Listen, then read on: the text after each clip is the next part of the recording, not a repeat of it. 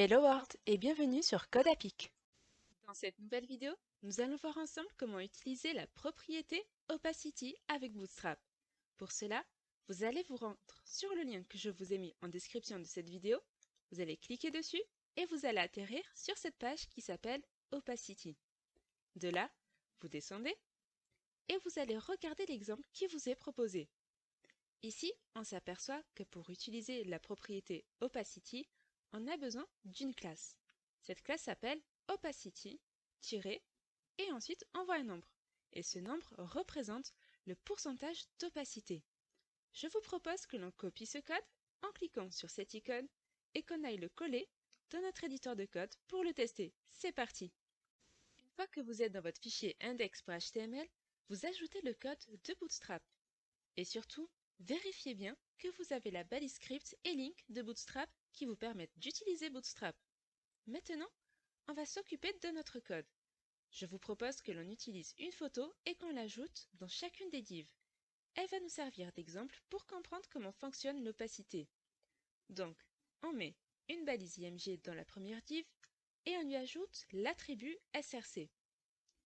Et on y écrit le chemin de l'image. Pour moi, ça va être image/chien.jpg. On copie cette balise et on la colle dans les autres divs.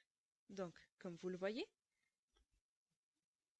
j'ai un dossier qui s'appelle image dans lequel j'ai mis un fichier qui s'appelle chien.jpg.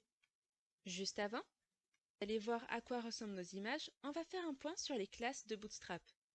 Dans la première div, il y a opacité-100 qui représente une opacité de 100%. Ensuite, on a une div avec un opacity-75 qui représente une opacité de 75%. On a une troisième div qui a une opacity-50 qui représente une opacité de 50%. Et enfin, on a une dernière div avec opacité-25 qui représente une opacité de 25%. Maintenant, allons voir à quoi ressemblent nos images. Comme vous pouvez le voir, la première image avec 100% d'opacité n'a pas changé. La deuxième, avec 75% d'opacité, est légèrement transparente. La troisième image, avec 50% d'opacité, est encore plus transparente. Et enfin, la dernière image avec 25% d'opacité est bien transparente. Ça sera tout pour aujourd'hui.